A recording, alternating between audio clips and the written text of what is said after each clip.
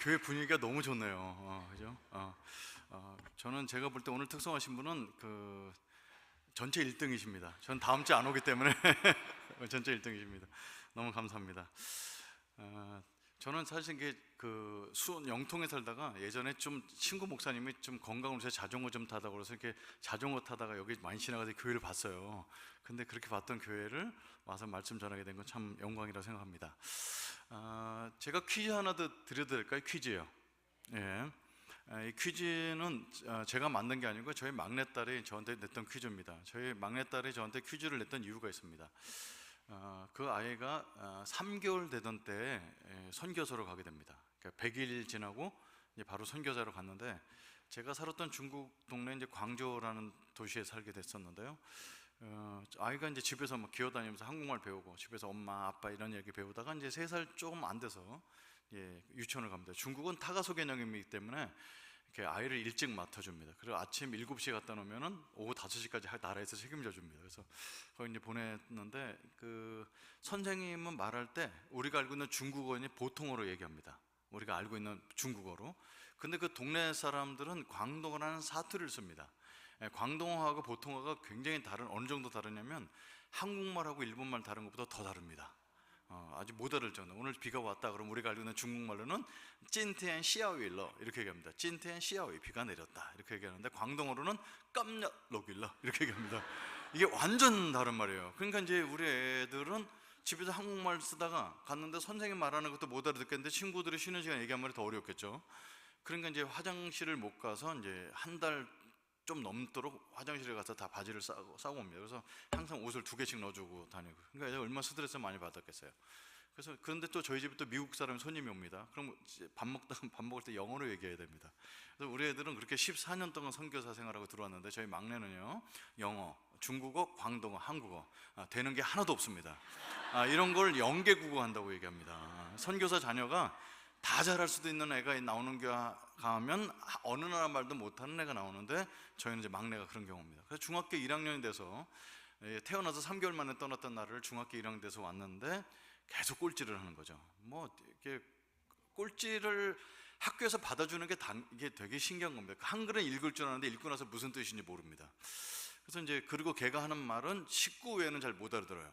이 단어를 광동어 단어랑 중국어 얘기랑 한국말로 그걸 얘기하는데 우리 식구만 알아듣는 거죠. 그래서 이 아이한테 한국말을 가르치려고 제가 노력을 많이 했습니다. 첫째, 둘째는 이게 친구들한테 창피를 당하지 않으려고 책도 읽고 막 그러면서 열심히 해서 노력을 해요. 근데 이제 막내는 성격이 저 닮아갖고 되는 대로 삽니다. 그래서 이제 어려운 거죠. 그래서 얘가 말에 너무 안 늘어갖고 중학교 1학년을 재수했습니다. 중학교 2학년 된 애가 1학년들이랑 공부해도 꼴찌인 거예요. 그래서 이걸 어떻게 할까 하다가, 여러분, 자본주의 국가에서 공부를 시킬 수 있는 방법이 돈을 거는 겁니다. 이렇게 돈을. 이렇게 특송에서 1등하는 팀들 한 100만 원씩 주면 더 열심히 하시겠죠. 그래서 돈을 걸었습니다. 그 용돈 1,000원씩 받는 애에게 아빠가 못 맞추는 퀴즈를 갖고 오면 10,000원을 주겠다고 그랬어요. 그랬더니 이제 10,000원에 눈이 뒤집혀갖고 애가 친구들한테 퀴즈를 자꾸 갖고 오는 거예요. 근데 이 퀴즈가요, 얼마나 어렵냐면 자기가 이해를 해야지 사람들은 낼 수 있잖아요. 그러니까 한국말이 안 되면 그 뉘앙스를 모르면 못 하는 거예요. 그래서 얘가 거의 6개월 내내 매주 퀴즈를 몇 개씩 갖고 왔는데 한 번도 제가 못 맞춘 적이 없습니다. 어느 날 못 맞추는 걸 갖고 왔어요. 제가 10,000원짜리 퀴즈를 내겠습니다. 아빠, 한국에 왔더니 한국 사람들 되게 살기가 어렵대. 그럼요, 한국도 살기가 어렵지. 난센스 퀴즈야. 중학교 1학년짜리 내는 퀴즈입니다. 난센스 퀴즈야. 우리 집처럼 5 식구가 있었는데, 엄마, 아빠, 언니, 오빠, 막내 이렇게 5 식구가 있었는데, 5 식구가 살기가 너무너무 힘들어갖고, 야, 이렇게 살면 뭐하냐, 우리 다 자살하자. 그리고 아파트 34층 꼭대기에 올라가서 5명이 다 뛰어내렸다는 거예요. 그럼 다 죽었겠죠. 34층에 떨어졌는데. 근데 퀴즈는 뭐였냐면 한 명도 죽지 않았다는 겁니다. 왜 안 죽었을까가 퀴즈였어요. 그래서 너무 어려워서 힌트는 없냐 그때 힌트가 있습니다. 아빠가 안 죽은 이유는 아빠가 예전에 기러기 아빠였다는 거예요. 그래서 날아다닐 수가 있었다는 거죠. 그래서 엄마는 왜 안 죽었냐 했더니 엄마는 새엄마였다는 거예요. 그러세요. 오빠는 왜 안 죽었냐 했더니 비행 청소년. 그 언니가 안 죽은 이유는 뭐냐면 언니는 날라리였다는 겁니다. 얘가 언어가 굉장히 많이 늘었어요. 그래서 진짜 퀴즈, 막내는 왜 안 죽었을까요? 였어요. 막내는 왜 안 죽었을까요? 제가 물 한 잔 마시겠습니다. 제가 퀴즈 아는 애들이 있죠. 뭐 제가 퀴즈 내러 온 거 아니니까 정답 말씀드릴게요. 막내가 안 죽은 이유는요, 덜 떨어져서였습니다. 날아다니는 거는 아무 관계가 없었어요. 이야, 이런 신박한 퀴즈를 갖고 제가 10,000원을 줬습니다. 그래서 10,000원을 주고 방에 들어갔는데 요즘 청소년들 말로 기분이 되게 더러운 거예요. 아니, 딸한테 10,000원 뺏겼다고 기분 나쁜 아빠가 있을까요? 근데 기분이 안 좋죠. 그래서 내가 왜 안 좋은가를 내 마음을 살펴봤습니다. 그때 이제 옛날에 상처가 올라오는 거죠. 상처가 어떤 상처가 있을까요? 우리 어머님이 제가 어렸을 때 자랄 때부터 돌아가시 전까지 저한테 가장 많이 했던 말씀이 이 덜 떨어진 놈의 새끼야, 이 소리를 가장 많이 하셨습니다. 심지어는 집안을 다 얘기하죠. 입에 덜 떨어진 집구석에 내가 시집 와서 그냥 계속 덜 떨어졌다는 얘기를 너무, 그게 저희 어머니가 썼던 욕 중에서 가장 점잖은 욕이었습니다. 그러니까 덜 떨어졌다는 얘기를 하도 많이 듣고 자랐는데, 저희 어머님이 제가 대학교 다닐 때 돌아가셨거든요. 근데 이제 딸이 하필이면 가져온 퀴즈 정답이 덜 떨어져서였어요. 그러니까 기분이 안 좋죠. 그래서 제가 곱씹어 봤습니다. 여러분, 보통 부모님들이 자녀를 키울 때 좋은 얘기를 해주시잖아요. 너가 수학을 못하면 너 영어를 잘하잖아, 공부를 못하면 너 운동을 잘하잖아, 이렇게 격려해줘서 이렇게 키우는 게 지금 세대 부모라면, 예전의 부모님들은 잘못하는 걸 아주 세게 해갖고 질리게 만드는 요법이죠. 그러면 고쳐질 줄 아는데 사실상 그건 좋은 교육 방법은 아니었습니다. 왜요? 저희 어머님은 그렇게 덜 떨어졌다는 얘기를 5대 독자인 저한테 그렇게 많이 말씀하셨을까? 그럼 이제 이유는 간단합니다. 저희 어머님은 정말 시골에서 온양 온천 옆에 있는 도고라는 그 마을에서도, 시골 마을에서 진짜 가난하게 태어났습니다. 그래서 이제 소위 말하는 국민학교도 가보지 못한 채로 초등학교 2, 3학년 나이 때부터 남의 집 가서 식모살이를 하십니다. 집이 진짜 가난하셨던 것 같아요. 그런데 서울에서 이렇게 남의 집에서 식모살이 하는데, 남의 서울에 왔다 갔다 하는 멋있는 총각이 있어서 그 총각을 18살에 이제 만나서 서울에 올라와서 사셨습니다. 결혼식 사진도 한 장 없으시고 호적은 올리셨어요. 그러니까 이제 저희 아버지 되시는 분이 되게 이제 저랑 좀 다르게 생기셨는데 되게 잘생기셨습니다. 그래서 이제 그분 따라서 왔는데, 뭐 남자들이 술 한 잔, 한두 잔 정도 하겠지 이렇게 하고 왔는데, 저희 아버님은 술 한 잔, 한두 잔 하시는 게 아니라 알코올 중독이셨습니다. 그래서 이제 오후 한 3시 정도부터 술을 드셔서 밤새도록 드시고, 아침에 일어나서 해장술을 하셨다가 잠깐 멀쩡하셨다가 3시에 술을 드시고, 그러니까 사회생활을 못 하시는 겁니다. 사회생활, 취업이 안 돼. 이게 기술도 갖고 자전거 만드는 기술도 있었는데 그걸 못 하세요.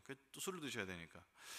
그래서 이제 어머니가 나가서 이제 공장에 옛날 때 미싱질 하는데 그 옆에 가서 미싱하는 자기보다 어린 아이들이 던져주는 옷감에다 이제 실밥을 뜯는 걸 하셔서, 저희 어머니는 아래 입술에 늘 주고 계셨어요. 그 실밥을 하도 침으로 많이 만드시니까 나는 어머니 입술에 밑에가 이제 검정색인지 몰랐는데 하루 종일 하는 일이 그거였습니다. 그렇게 해서 돈을 벌어와서 생활하시는데, 저희 아버지 알코올 중독이신 분들은 대부분 아내가 벌어온 돈 갖고 고마워 이렇게 쓰는 게 아니고 그걸 갖다 다 노름에 갖다 쓰시죠. 그리고 아버님이 가정을 너무너무 사랑하셨습니다. 그래서 가정을 하나 더 갖고 계셨습니다. 그래서 우리 어머니랑 안 사시고 딴 여자랑 살고 계셨습니다. 그러니까 이제 제가 우습게 얘기하지만 사실상 살고 있는 어머니는 속이 썩으셨을 거예요. 그죠? 그리고 이제 정기적으로 오셔서 어머니 월급이 5만 원인데 와서 거의 폭력으로 4만 원 정도를 걷어가시고 10,000원 갖고 사시는데, 저희 아버지가 왜 그렇게 생활하셨나 보니, 저희 아버지가 4대 독자인데 아들이 필요한데 우리 어머님이 18달에 시집 오셔서 38살 때까지 20년 동안 아기를 못 낳으십니다. 여러분, 지금은 36살에 결혼해갖고도 아기를 낳아요. 근데 저희 어머님 그 당시는 아기를 20년 동안 안 생기면 못 낳는 거죠. 그래서 저희 아버님은 또 아들이 필요하셨던 것 같습니다. 근데 저희 아버님이 어떻게 태어났는지를 우리 어머니가 알아내셨는데, 저희 집에 손이 굉장히 귀한 손이에요. 우리 어머님만 아기를 못 낳으시는 게 아니라 우리 할머니도 그렇게 아기를 못 낳으셨었는데, 저희 아버님은 어떻게 낳으셨냐면 절에 가서 천일기도를 통해서 낳게 되셨습니다. 그 얘기를 들으시고 저희 어머님은 머리 깎고 스님이 돼서 절에서 3년 생활을 하십니다. 절밥하고 청소하고, 아침에 일어나서 300배, 점심 때 낮잠 자는 시간에 300배, 다 대웅정 청소까지 다 깨끗이 청소해놓고 다른 스님들 다 주무신 사이에 가서 400배 하고 들어가서 자고, 아침에 일어나서 또 300배 하고, 그래서 하루에 1000배씩을 아들 하나 달라고 이렇게 기도를 하면서 잘하셨는데, 이제 3년 좀 넘게, 1000일을 넘게 채우시고 절에서 나오셨습니다. 저희 어머님 말씀에 의하면 불심이 있어서라기보다는 이 집에 시집 왔는데 내가 아들 하나 못 낳아주는 것 때문에 내가 할 건 다 한다, 이런 거였습니다. 3년 만에 절에서 나오셨는데 저희 아버님이 어머니를 보고 싶었던 모양이에요. 3년 만에. 3년 만에 저희 집에 놀러 오셨습니다. 어머님이 저 아버지가 술을 좋아하시니까 옆집에서 돈을 꿔다가 막걸리 3병하고 김치전을 해서 드렸는데 너무너무 잘 드셨대요. 이렇게 막걸리가 너무 많이 마시셨는데 3병 혼자 드시고 필름이 끊겨서 집에 못 들어가시고 그날 저희 집에서 주무셨답니다. 그날 제가 잉태가 됐습니다. 그래서 저 태어나서 보니까 5대 독자가 나오는 거예요. 제 별명이 뭐였을까요? 부처님의 아들이라는 별명을 갖고 자라게 됩니다. 다 어머니 쪽의 친척들마다 제가 부처님의 아들, 부처님의 아들. 친구는 저를 영어로 불렀습니다. 뭐라 불렀냐면 썬부라고 불렀어요. 그게 뭐냐 그랬더니 썬 오브 부다, 그러니까 부처님의 아들이라는 뜻입니다. 저는 이제 그렇게 자라면서 아무도 정말 제게 교회 가봤으면 어떻겠냐, 문학의 밤이 있다, 성탄절날 교회 가자, 이런 친구도 저 없었습니다. 사람들 다 어머님을 스님이라 부르고 보살님이라고 부르는 가운데 그 집 아들을 교회에 아무도 데리고 갈 생각을 못했던 거죠. 근데 그렇게 자라는데 이제 저희 집에는요 출생의 비밀이 하나 더 있는데 저희 아버님이 밖에서 나온 딸 아이를 저희 집에 맡겨놓으셨습니다. 왜 그 친엄마가 안 키웠을까요? 이제 애가 태어나서 보니까 소아마비고 침을 흘리고 낳는 게 정상이 아니죠. 그러니까 이제 정신박약아에다가 소아마비인 딸아이를 맡겨놓은 거예요. 제가 태어났더니 그런 누나가 있었던 거예요. 그래서 저는 저보다 6살 많은 바보 누나랑 같이 자라게 됩니다. 자, 집은 이제 가난하고 아버지는 집에 안 계시고 저 아버지가 오신 날은 계속 물건 때려보시고 싸우고. 근데 이렇게 자란 아이들이 이제 자아상도 되게 안 좋고, 사실 제가 사람들 앞에 이렇게 웃으면서 얘기할 수 있다는 것은 기적 같은 일이죠. 다 구석에 앉아 있어 주눅 들어 있고 학교에 학용품 같은 거 가져간 적 없고, 이제 이렇게 살게 됩니다. 그런데 이제 초등학교 3학년 때 어떤 일이 있었냐면 이제 어머님이 오셔서 누나가 이제 바지에 싸놓고 있는 똥을 한번 다 치우시고 방 청소를 다 해놓고 연탄불에 밥을 해서 드세요. 그럼 11시에 식사를 하시는 거예요. 그러고 나서 설거지도 못하고 쓰러져 주무십니다. 새벽 4시에 일어나서 또 설거지 밥을 해놓고 나가시는데, 제가 초등학교 3학년 때 철이 들어서 어머니를 기쁘게 해드릴 수 있는 방법은 내가 누나 똥을 치우는 일이다. 그래서 이제 누나 똥을 치우기 시작합니다. 그래서 어머니가 이제 너무 착한 아들이라고, 엄마 이제 일찍 밥을 드실 수 있으니까 얼마나 좋습니까? 근데 문제는 제 몸에서 냄새가 나기 시작합니다. 이렇게 잘 닦고 그러는데도 친구들이 자꾸 내 몸에서 냄새 나니까 짝꿍을 안 합니다. 밥도 저랑 같이 안 먹으려고 합니다. 그러면서 성격이 더 내향적이 돼서 학교 갔다 와서는 이제 집에서 벽 보고 우는 생활이 저의 일상이었습니다. 이게 벽에 벽지가 있으면 무늬가 다 반복적이잖아요. 그 두 개를 눈을 합쳤다가 풀었다 이렇게 벽 보고 앉아 있는. 근데 그게 굉장히 극내향적인 사람으로 얼굴엔 그늘이 잔뜩 있는 채로 이제 살게 되는데, 어머니 오시기 전에 제가 청소 같은 거 좀 하고 그러다가 이제 행운의 만남이 있습니다. 저 아랫집 사는 형, 전 산동네 살아서 저희 집에서 아랫집이 다 내려다 보였어요. 그 집은 또 그 밑에 집이 내려다 보이고. 근데 그 아랫집에 살던 형이랑 눈이 마주쳤는데 저의 이름을 알고 계시더라고요. 야, 네가 승자냐? 그래서 네. 너 형 없지? 나 동생 없다. 그래서 저를 동생 삼아 주십니다.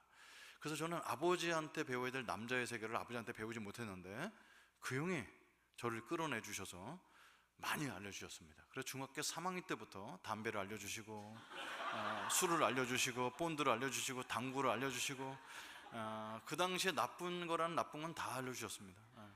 그 동네 사는 형들은 다 그랬습니다. 왜? 그 산동네에 저희 아버지만 알코올 중독이 아니라 다 알코올 중독 아버지인 그 찌그러져 가는, 화장실도 공중 화장실 써야 되고 남의 2층 집 담벼락에 붙여서 살고 있는 사람들은 대부분 다 그랬습니다. 그러니까 그분들은 중학교나 고등학교 졸업하면 다 공장 가는 거죠. 그 형들이랑 어울려서 저도 이제 빨리 공장 가서 돈이나 버는, 이렇게 생각을 하는데 운명의 장난이죠.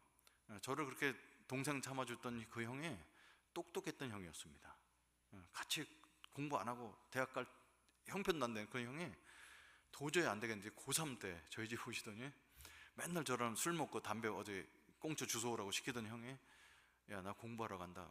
앞으로 못 만나. 그새 얼마나 우선, 여러분 여기 수능 보는 친구 있을지 모르겠지만 대학 공부는 고3 때 시작하는 게 아닙니다. 그 형 이제 고3 올라가던 애, 저는 중학교 3학년이었는데 공부하러 간다고 그래갖고 얼마나 웃었는지 몰라요. 형, 세상에 제일 웃긴 얘기가 그 형이 공부한다는 얘기였어요. 근데 1년 뒤에 한양대학교 전기공학과를 합격해서 오십니다. 이거는 누굴 거 커닝했겠죠. 근데 그 형이 컨닝하지 않았다는 걸 증명하냐고 저한테 그 홍성대 씨가 준 수학의 정석이라는 책이 있습니다. 지금 그 책 갖고 공부하신 분 많죠? 그 책을 4군데나 접어 갖고 오셨어요. 저분들 피면은 피가 떨어져 있습니다. 코피를 쏟을 때마다 그 책을 받아가 거기다 날짜를 적어놨. 7월 17일, 9월 며칠 이렇게 날짜를 적어놨더라고요. 그 수학책에만 피가 4번 적혀 피가 꽂혀 있고 있는 걸 보여주시면서 아주 인생에 저한테 큰 도움되는 얘기를 하십니다. 승재야, 여기서 우리가 공장 간다고 해서 집안 형편이 나아지지 않아. 대학을 가야 인생이 바뀌어. 대학. 우리 집엔 대학 가도 등록금 내줄 수 없는데 일단 가고 나서 그 다음에 생각하는 거야. 내가 너한테 술, 담배, 본드밖에 알려준 게 없는데 너 이제 고등학교 1학년 되잖아. 이 책 줄 테니까 공부해라. 1년에 코피 4번만 쏟으면 대학 갈 수 있어. 그게 저한테 너무 큰 도전이 됐습니다. 그리고 여러분 그거 알죠? 주변에 같이 놀던 사람이 대학 가면요, 그게 나도 갈 수 있다는 환상에 빠지게 됩니다. 그래서 저는 그 책을 3권 물려받은 것 같고 어머니를 졸르고 졸라서 독서실 비용을 얻어냅니다.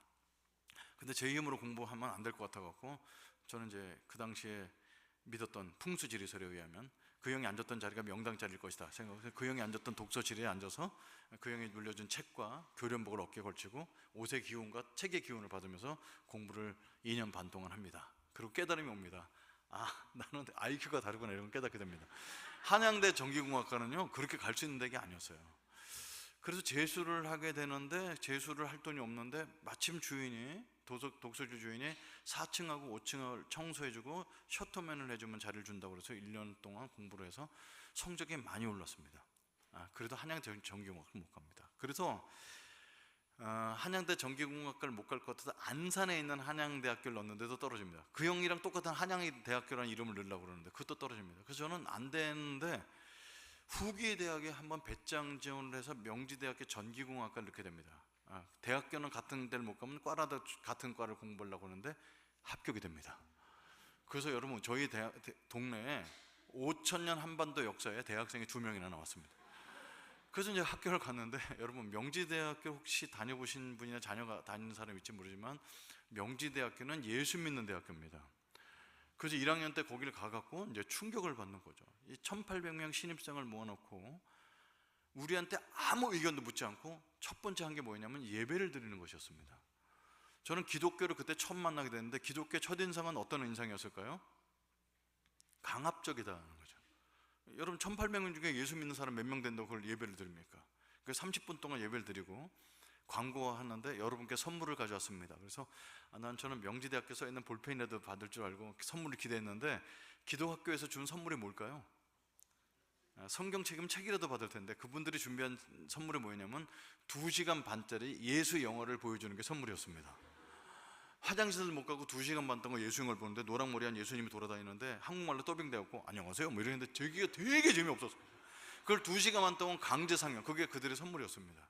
그러니까 저는 기독교에 대해서 인상이 되게 안 좋았습니다. 그리고 이제 뭐가 있었냐면은 우리 학교는 예수 믿는 학교라서 일주일에 한 번 있는 예배는 반드시 참석해야 된다. 그거 참석 못하면 졸업이 안 된다. 이건 거의 십자가 전쟁 같았어요. 너 안 믿으면 죽은다 이런 거죠. 근데 그 학교를 제가 다녀야 될까 말까 고민을 많이 했습니다. 어머님이 스님이신데 그래서 부처님께 기도했어요. 부처님 제가 이 학교를 다녀야 되나요? 근데 부처는 웃고만 있지 응답을 안 해줍니다. 그래서 이제 거기를 다니기로 합니다. 그 다니는데 여러분 저는 이제 지금 청소년들과 저희 교회는 청년들밖에 없어서 저희 교회에 최고 나이 많은 친구가 42살입니다. 그 친구가 32살, 31살 때 저희 교회 와서 10년 됐거든요. 그러니까 이제 청년들 만나서 청년 가정을 이루는데 왜 하나님은 그런 사람을 보내주는지 압니다. 왜냐하면 제가 그런 가정에서 자랐기 때문에 우리 교회 이제 어떤 날 보면 청년이 와서 등록을 하면서 목사님, 저는 초등학교 3학년 때 부모님 이혼하시고요. 엄마 혼자 살고 있는데 저희 집은 이래요. 뭐 그걸 오자마자 그런 얘기를 해요. 왜 그러냐니까 인터넷에서 내 간증을 봤는데 목사님 집안이냐 우리 집안이 비슷하더라고요. 이렇게 하는 거죠. 그러니까 이제 사람들의 그 갖고 있는 상처나 깨진 가정을 누구보다 이해할 수 있겠죠. 근데 이렇게 자란 사람이 갖고 있는 특징이 있어요. 전 2가지 큰 제 심리학을 이제 따로 공부해서 박사과정 공부하고 있습니다만 그 2가지 특징이 나타나는데 하나는 좋게 얘기하면 사랑 중독, 사람 중독입니다. 누구한테 사랑을 받지 못해서 어떻게든 사람한테 사랑받을 짓을 합니다. 그래서 저는 대학교 1학년 들어가자마자 동아리는 다 듭니다. 서예반, 저는 이 글씨 쓰는 거랑 취미가 없는데 서예반, 유네스코, 무슨 수업원 다 들어가요. 왜 그러냐면 거기 그 동아리마다 술 먹는 날이 달랐어요. 서예반은 월요일날 술 먹고 유네스코는 화요일날 술 먹고, 그러니까 술을 일주일 내내 마시려고 그러면 동아리를 여러 개 들어야 됐습니다. 그리고 주말에는 이렇게 화장지 장사를 해서 술값을 벌었습니다. 제가 20살 때 뉴욕에다 화장실 입고 나가서 메가폰 갖고 화장제 이러면서 아주머니들이 막 나오셔서 아이고 대학생이 등록금 마련하라고 해서 등록금 마련하니까 술값 마련하려고 이제 술을 해가서 그 이틀 벌어갖고 월요일부터 금요일까지 술을 쏘고 다니는 거예요. 그 술 잘 사주는 재수한 형, 이게 제 이미지였어요. 그래서 저는 집에 안 갑니다. 그래서 동아리 룸에서나 날씨가 좋은 날은 벤치에 그 거적대기 같은 거 덮고 잠 집에 안 가요. 그 냄새는 집에 가기 싫었고 집에 가서 갈아입으러 또 오고, 그러니까 사람들 앞에 저는 완전 신분을 세탁해서 나는 그런 동네에서 태어난 것도 아니고 나는 대학생이야, 이런 좋은 모습으로 사람 술 잘 사주는 사람으로 많은 사람과 관계를 맺으려고 합니다. 이게 이제 사랑 중독인데, 저는 가끔 보면 너무 이쁘고 키도 크고 너무 예쁜 자매가 좋은데 취업됐는데 매달마다 남자한테 채워갖고 오는 모습을 보면 딱 보면 압니다. 그게 이제 연애를 할 때 그 정도 예쁘고 뭐 키도 크고 좋은데 취업됐으면 남자들이 줄을 설 텐데 만날 때마다 나 사랑하냐고 너무너무 확인하니까 사람들이 질리는 거죠. 그게 이제 갖고 있는 첫 번째 모습이고, 또 한 가지는 일중독입니다. 일중독은 나는 절대로 우리 아버지처럼 살지 않을 거야. 그래서 힘든 길을 자초해서 성실하게 삽니다. 저는 이 두 가지 다 있는 케이스인데, 그러니까 집에 안 가고 계속 동아리룸이나 이렇게 자고 매일같이 술을 먹다가 이제 5월 달쯤 됐는데 아침에 일어나서 9시에 일어나서 동아리룸 나와갖고 이제 학생회관에서 세수를 하고 거울을 보는데, 지금은요 제가 예수님 만나 술을 안 먹어서 그렇지 20살 때 얼굴이 쪼글쪼글해갖고 완전 쪼그랑배게 된 아버지 얼굴이 그 거울 속에 있는 거예요. 여러분, 그래서 저는 그걸 깨닫게 됩니다. 누군가를 죽도록 미워하면은 그 사람은 닮는다는 걸 때 알게 됩니다. 그렇게 인생을 허비하면서 살고 있을 때 한 선배님이 찾아오셔서 벤치에서 이제 누워 있는데 형제님 이렇게 부르는 거예요. 그래서 이제 딱 쳐다봤는데, 여러분 형제님이란 단어는 교회에서 쓰는 용어입니다. 딴 데서 잘 안 씁니다. 딱 얼굴 봤는데 얼굴에 교회 다님 이렇게 써 있어요. 그런 얼굴 한 사람이 형제님 제가 3학년 선배입니다. 어휴 선배님 이렇게 존댓말 쓰시고 왜 그러시냐고 했더니 이제 조금 있으면 방학인데 방학 때 뭐 할 거예요? 그러길래 방학 때 생각을 해본 적이 없죠. 그래서 좀 농촌 활동이나 갈까 아니면 무전 여행을 할까 생각하고 있습니다. 그랬더니 그러지 말고 여기 한번 와보라고 그러는데 딱 이렇게 크기가 딱 요만해요. 요만한 종이인데 쓱 내미는 거예요. 이게 뭔가 이렇게 세 번 딱 펴져 있는데 이게 뭐예요? 그랬더니 조금 있으면 전국에서 대학생들이 모여서 캠프를 해요. 너무너무 재밌어요. 그래서 딱 봤는데 전국 대학생 여름 캠프 이렇게 써 있어요. 근데 그 사진이 대학생들의 배낭을 메고 가는 모습을 뒤에서 사진 찍어놨는데 줄이 끝이 없는 거예요. 굉장히 많은 거죠. 그래서 이게 얼마나 모여요? 그랬더니 전국에서 10,000명이 모인대요. 여러분 제가 공대지 않습니까? 10,000명이 모이면 최소한 5,000명은 여학생일 것이다, 이 생각이 딱 드는 거죠. 그래서 이게 얼마야? 그랬더니 4박 5일 먹여주고 재워주는데 12,000원이라는 거예요. 야 여기다. 그래서 여기를 가기로 합니다. 그래서 이제 12,000원을 이제 그 다음날 가서 우리 어머니한테, 저희 어머니한테 돈 받을 때는 엄마 이렇게 하면 안 주시고요, 종교적인 자극을 해야 됩니다. 스님 시주 좀 부탁합니다. 그랬더니 이 썩을 놈은 돈이 어디 있어? 그러지 말고 여기 사진 봐봐, 여기 여학생 많잖아, 며느리감 데리고 오겠습니다. 그랬더니 사진을 보더니 치마를 걷으셔서 1,000원짜리 12장을 쳐서 주셨어요. 어머니들이 며느리감이 약하십니다. 그래서 이제 그 다음날 가서 이제 캠프 비용 12,000원을 내고 일주일 남은 캠프를 위해서 준비를 했습니다. 그래서 제가 용돈을 좀 정리를 해서, 대학생들 만나면 술 한잔 할 거 뻔하니까 소주 2병은 너무 이게 소주를 사갖고 와서 이럴까 봐서 그 당시 유행했던 나폴레옹하고 이제 캡틴 큐, 그 당시 유행했던 양주입니다. 양주 2병을 준비하고 담배 2각이면 충분하죠, 4박 5일 동안은. 근데 이제 손님 접대용으로 6각 준비하고, 노래 시키면 노래해야죠. 넌 노래 못해요. 그러면서 윤수일의 아파트하고 내게 사랑은 넘어서 이 두 곡을 이제 열심히 준비해서 이제 갔습니다. 근데 그 대학생 캠프 이름이 뭐냐면 전국 대학생 CCC 여름 수련회였어요. 가서 갔더니 이제 아침에 예배, 점심 때 예배, 저녁 때 예배, 저녁 때 자기 전에 기도회, 아침에 큐티, 아침 예배, 점심 예배, 이게 이제 끝없이 반복되는 거였어요. 여러분 교회 안 다니는 사람이 그런 데 가면 막 미칠 것 같습니다. 그래서 이제 담배 피면 여기서 담배 피면 안 됩니다. 그래갖고 이제 안에 들어서 이제 화장실 가서 앉아 있으면 밖에 두들깁니다. 형제님 여기서 담배 피면 안 됩니다. 이게 대변이 나오다 막 들어가요. 하도 밖에 두들기니까. 그럼 이제 이걸 혼자서 담배 피우고 다니기가 힘들죠. 그리고 이제 밥 먹을 때 뭐 외워야지 밥을 줘요. 막 이런 데 내가 태어나서 막 하루 이틀 지내는 동안 너무너무 힘듭니다. 근데 11시에 취침인데 김중원 목사님이랑 그분 설교는 11시 넘어도 안 끝나요. 기독교의 두 번째 특징은 뭐냐면 시간을 더럽게 안 지킨다. 시간표랑 전혀 상관없이 막 안 끝나고, 근데 사람들은 불평하는 사람 아무도 없습니다. 그 11시 넘어서 끝나서 이제 숙소에 들어가 자려고 이제 누우면은 형제님 기도해야 하고 자야 됩니다. 그래서 그날 받았던 은혜 받았던 걸 하면 이게 12시 반 정도에 끝나요. 그냥 12시 반에 이제 빨리 가서 이렇게 양치하러 가보면 10,000명이 수도까지 줄 서 있어요. 이런 지옥 같은 생활을 하루 이틀 지내면서 너무너무 힘들었습니다. 그러니까 그래도 저희가 거기를 빨리 떠나지 않고 남아 있었던 건 여학생이 한 6,000명쯤 됐습니다. 그래서 이제 거기 명찰에 보면 신천지구서인데 여학생이면 이화여야 될 가능성이 높아요. 그럼 그 옆에 가서 이제 자매님 안녕하세요. 그럼 안녕하세요. 오늘 저녁 식사 맛있게 해줘서 맛있게 먹었습니다. 어디 사세요? 면목동 사세요? 저 신당동 사는데 버스 타면 만나서 이러다가 이제 집 전화번호는 뭐예요? 그럼 그런 건 묻는 거 아니에요. 그럼 많이 깨지고 다니면서 있었어요. 그런데 이제 저희 예배 드릴 때 뭘 절 힘들게 했냐면 찬송을 그냥 모르면 서 있으면 되는데 율동을 시켜요. 여러분 옛날 땐 대학생들이 율동을 시켰습니다. 그래서 앞에 쫙 사람들이 줄 서서 그걸 따라야 되는데 너무 힘든 건 뭐냐면 군대 갔다 온 형들이 팔강못 쓰고 허리에 손하고 율동을 하는 거예요. 그래서 저는 이제 안 하고 계속 서 있었는데 그거 어떻게 남자가 이거 부끄럽게 이런 걸 합니까? 그 CCC에는 그 예쁜 그 누나가 있었습니다. 여러분 교회가 부흥되려면 예쁜 누나가 많아야 된다고 생각하는데요. 그 누나가 제가 안 하고 있었더니 오더니 형제님 교회 안 다녀오셔서 이런 따라하기 힘드시죠? 근데 이걸 따라해야지 마음의 문을 열려요. 저기 멀리 보기 어려우시면 저를 보고 따라하세요. 그리고 저를 특별히 지도해 주면서 앞에서 하는 거예요. 그걸 안 따라할 수가 없었습니다. 근데 그 기독교 율동은요 이렇게 해보니까 제가 정의를 내렸어요. 뭐냐면 이제 기독교 율동은 한마디로 정의 내리자면 정신병적인 좌우 대칭 운동이다. 그래서 오른쪽 한번 하면 반드시 왼쪽을 하고 오른쪽 사람 때는 왼쪽 사람, 그래서 한쪽 동작만 봐도 다음 동작을 따라하기 쉬웠습니다. 그래서 이제 노래는 모르지만 열심히 따라하는데 진짜 좋았던 건 뭐냐면 손 잡는 동작이 나왔는데 전 양쪽 다 자매님이었어요. 와, 이게 교회 다니는 자매님들은 그렇게 손이 부드럽고 쫄깃쫄깃하더라고요. 그래서 이제 그것 때문에 그냥 대학교 1학년짜리가 아무것도 모르는데 그냥 앉아서 아침 예배, 점심 예배, 저녁 예배 드리는 거죠. 셋째 날 됐는데 이제 사고가 터졌습니다.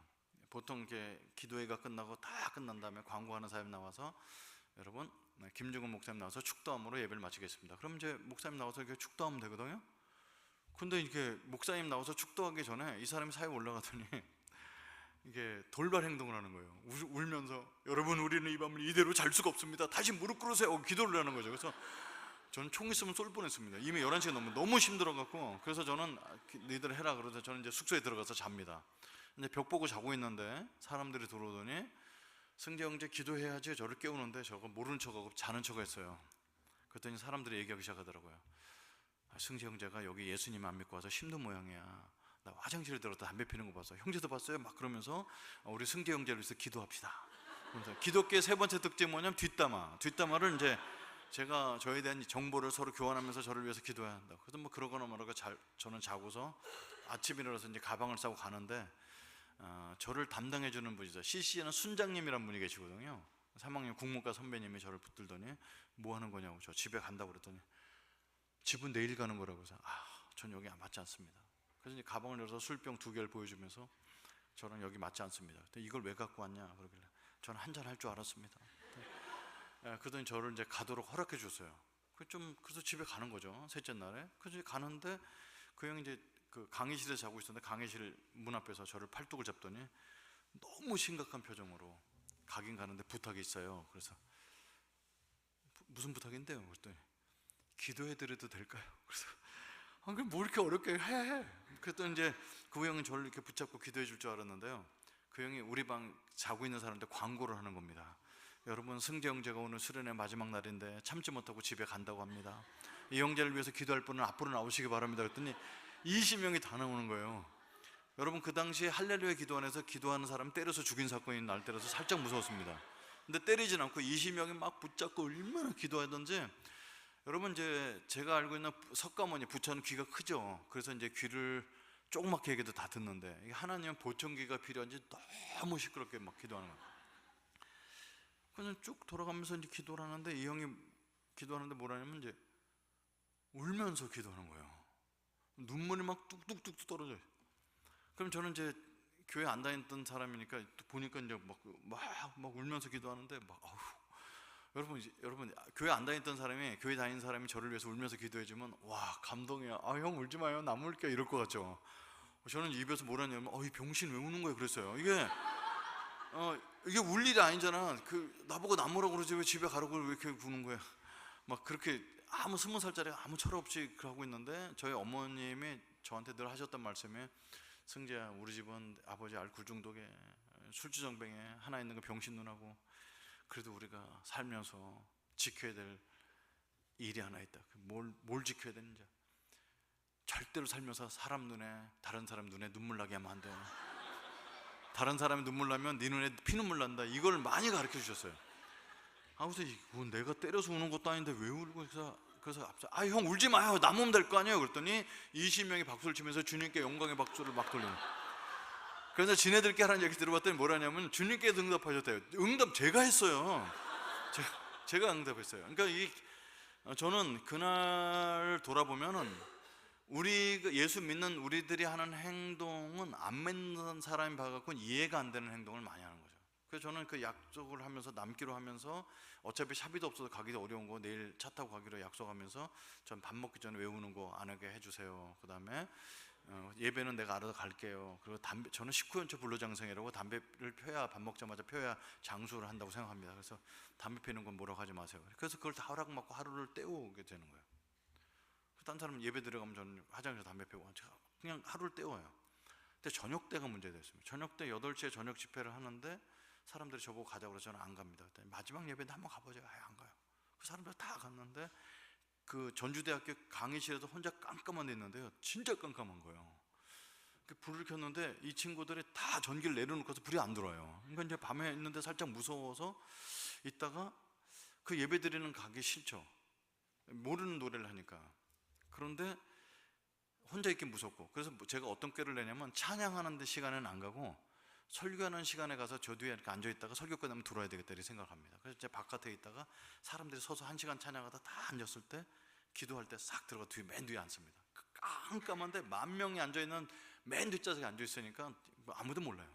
그래서 뒤에 이게 사람들이 섞여서 앉아있다가 있는데, 이제 김종훈 목사님 나와서 설교하시겠습니다. 그 할아버지가 또 올라오셨어요. 저분 또 입을 열면 2시간쯤 하겠지. 그래서 딴짓할 생각하고 있는데, 제가 예배를 강제적으로 9번 정도 드렸거든요. 9번 드리는 동안 한 번도 설교가 들리지 않습니다. 무슨 얘기인지 알 수가 없어요. 제가 다윗을 알아요, 바울을 알아요, 아무것도 모르는 설교 내가 하는 동안 기억이 하나도 안 나는데, 그날 저녁 때 마지막 날 아무 생각도 없이 맨 뒷자리에 앉아있는 제게 설교가 들리기 시작합니다. 그게 제가 대학교 1학년 때 들었던 설교인데 토막토막 생각나는 부분이 있어요. 그분이 올라오시자마자 아주 큰 소리로 외치셨어요. 마지막 날이라서 그랬던 것 같아요. 아주 생각난 대목. 그분이 올라오시자마자 소리치셨습니다. 모든 사람은 죄인입니다. 모든 사람은 죄인입니다. 죄의 값은 사망입니다. 아무리 예쁜 미스 코리아를 할지라도 예쁜 죄인일 뿐입니다. 아무리 똑똑한 박사를 할지라도 똑똑한 죄인일 뿐입니다. 성자일수록 참회로 긁습니다. 왜냐하면 우리 양심이 우리가 죄인인 것을 고발하기 때문입니다. 21세기 과학이 발달했다고 천국과 지옥이 없다고요? 천국과 지옥은 분명히 있습니다. 과학자들이 하나님께 돌아오고 있습니다. 생물학자들이 하나님께 돌아오고 있습니다. 학문의 끝에 가면 하나님을 만나게 되어 있습니다. 이게 이제 첫 번째 소리 지르는 것이었어요. 얼마나 강력했으면 제가 지금도 비슷한 내용으로 기억하고 있습니다. 저는 이제 그렇다고 해서 제가 이 사람 말 잘하네, 예수 믿어야지, 이런 생각이 전혀 안 듭니다. 그냥 그 소리가 들렸을 뿐이지, 그냥 아무렇지 않게 앉아 있는데 이제 여기서 이제 뭐가 올라오기 시작합니다. 뭐가 올라옵니다. 이게 설교 내용과는 상관이 없는 듯한 사건들이 올라오는데요, 저는 이제 술, 담배하고 본드하고 돌아다니는 것 때문에 죄라고 생각하지 않았습니다. 술, 담배 뭐 누구나 다 하는 건데, 엄마 담배 꽁초를 몇 개 훔친 거 뭐 그것 때문에 지옥 가겠죠, 이렇게 생각밖에 안 하고 있던 제 속에 묻혀놨고 아무에게도 얘기 안 하던 완전 범죄 사건이 이제 막 올라오기 시작합니다. 전 청소년 때부터 아버지를 죽이는 게 막 상상을 많이 했습니다. 이게 술 먹고 오셔서 어머니를 때릴 때 보면 방에 들어가서 막 칼로 막 해코지 하는 장면을 수없이 상상했거든요. 그래서 오늘도 오면 내가 막 이렇게 칼, 우리 집에 세 자루가 있는데 그 중에 하나 잡고 막 연습도 하고. 근데 여러분, 아버지가 오면요, 그래도 아버지잖아요. 그러니까 눈도 안 마주치고 전 부엌에 들어가는 거예요. 방이 하나밖에 없으니까 부엌에 들어가면 안방에서 엄마랑 막 싸우고 소리 지르고 다 하다가, 우리 어머니는 돈을 맞는 대로 다 맞다가 새벽에 돈을 주세요. 처음부터 주셨으면 그냥 갈 텐데. 그럼 이제 그거를 이제 맞다 주지. 그러니까 이제 그게 집은 지금도 생각하면 저는 다른 사람과 싸우고 언성 높여지는 걸 너무 힘들어합니다. 그게 이제 보면은 싸우는 그 불안한 감이, 제가 나이가 이렇게 나이를 많이 먹고서도 그 불안한 감정이 올라오기 때문에 딴 사람이 싸우는 걸 너무 힘들어하거든요. 그 이제 칼 들고 왔다 갔다 하고 막 유리창 깨지고 밥그릇 주전자는 다 찌그러져 있고, 그런 게 너무 싫은 건데, 이제 고등학교 1학년 때 또 아버지가 오셔서 또 어머니를 또 때리시면서 돈 가져가려는데, 여러분, 이렇게 제가 고등학교 1학년쯤 됐을 땐 저희 아버지는 나이가 많으셨죠. 삐쩍 근육이 하나도 없어요. 그냥 술만 드시니까. 그래서 어머니를 때리시는데요, 술 드시고 오셔서 어머니를 때리는데, 어머니가 이제 50대가 넘으니까 세지시잖아요. 안 맞으십니다. 아버지를 잡아먹고 멱살 줍고 힘드는데 아버지가 휘청휘청 하는 거죠. 그 못 때리세요. 그 이제 돈도 못 뺏어 가시나 보다 했는데, 이게 나가시나요? 그래서 돈도 못 걸고 웬일로 오늘 일찍 가시지? 그랬는데 이제 밖에서 이제 부삽을 들고 오십니다. 이제 주먹으로 안 되니까 무기를 쓰시는 거예요. 그 저희 어머니 아버지가 또 월남전까지 갔다 오신 군인 출신입니다. 그걸 그 부삽을 갖고 어머니를 찍어대시는데, 옛날 때 문이 다 창호지 문이잖아요. 피가 확 바깥 튀는 게 보입니다. 한 번도 저한테 구조 요청을 안 하시던 어머님이 승재야 나 죽는다 하고 외치시는 거예요. 여러분, 여기 이제 청소년 여러분도 계실지 모르겠는데, 인생은 한 방입니다. 로또가 당첨돼도 한 방이지만 욱하는 성질을 참지 못하면 한 방이거든요. 저는 그날 한 방으로 칼을 들고 들어갑니다. 이제 끝내려고, 이렇게 살아갖고 제가 공장살이 한다고 집에 얼마나 나지겠어요. 이제 끝내라고 들어갔는데, 그렇게 평생 아버지한테 맞고 살던 저희 어머님이 제 뒤에 와서 숨으실 줄 알았는데 저한테 달려들더니, 내가 술주정뱅이 보고 살겠냐, 병신 누나 보고 살겠냐, 너 하나 공장살이라도 가정 이루는 거 보려고 그거 내가 매 맞는 거 참으면서 이혼 안 하고 살고 있는데 네가 오늘 사고 치면 되겠냐고 막 그러시는 거예요. 그래서 저는 칼을 장롱이 아닌, 아버지의 배가 아닌 장롱에 꽂아놓고 나갑니다. 그리고 인생에서 가장 어둡고 긴 밤을, 밤 8 정도 집 밖을 나왔는데 아무 데도 갈 데가 없는 거죠. 그래서 돌고 돌다가 새벽 때까지 돌고 돌다가 어머니 아버지가 나가는 걸 보고 아침 7시에 들어가서 가방 싸고 숙제 마무리하고 도시락 싸갖고 이제 마당에 내려가서 수도꼭에서 세수를 하고 이제 방에 들어갔는데, 저희 바보 누나는 말을 못하죠. 생후 6개월 된 아이크로 평생 사시던 누나가 제일 좋아했던 건 뭐냐면, 제가 학교에서 새 책을 받아가면 새 책을 찢어먹고 노는 것이 우리 누나 유일한 장난감이었죠. 저는 학교에 책을 갖고 다녀본 적이 없습니다. 근데 그날은 해필이면 제가 어저께 숙제한 노트를 꺼내서 그걸 찢어서 먹고 있는 겁니다. 그때 이제 제가 고등학교 1학년 때 여기서 이제 확 피가 거꾸로 쏟아돌면서 바보 누나 얼굴하고 아버지 얼굴이 오버랩되어서 보이는데, 내 인생을 방해하는 두 인간이 있는데, 하나는 내가 학교 갔다 오자마자 똥을 치워야 되는 이 바보 누나와, 내가 학교에 갈 때 학용품 하나 살 수 없을 정도로 찢어지게 가난하게 만드는 이 아버지 얼굴이 이제 둘이 오버랩이 되는데, 해설 안 될 행동을 하게 됩니다. 평생 태어나서 처음으로 장애인 누나를 이제 굿하기 시작합니다. 이 병신이 우리 집에 와서 나는 너 때문에 친구 하나 집에 데리고 올 수 없고, 나는 학교 갔다 와서 네 똥이나 치워주러 태어난 줄 아냐? 그리고 바보 누나를 너무 많이 때립니다. 바보 누나는 이제 바보고 다리도 이렇게 꺾어져 있고 걸어 다니지도 못하는 장애인 누나는 그냥 그대로 내가 때리는 대로 맞습니다. 유일하게 할 수 있는 게 이제 입술이 파래지면서 벌벌 떠는 그 얼굴, 지금득하는 그 얼굴을 제가 가격을 합니다. 그리고 이제 학교를 갔습니다.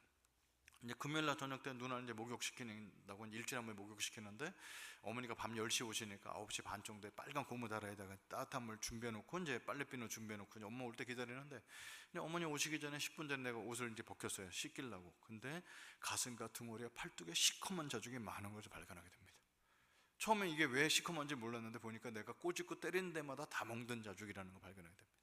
이거를 나도 모르게 어머니한테 보이면 안 되겠다 싶어서 물론 대충 목욕을 시켜놓고 어머니 오기 직전에 옷을 입혀놓습니다. 그리고 어머니한테 이제 오늘서부터 내가 누나 목욕도 시킬게요 하고 목욕시켜 놨습니다. 그리고 어머니는 칭찬을 더 하시고, 저는 이제 그 다음 주도 금요일 날도 제가 목욕시키면서 누나 멍든 자죽이 없어지길 기다립니다.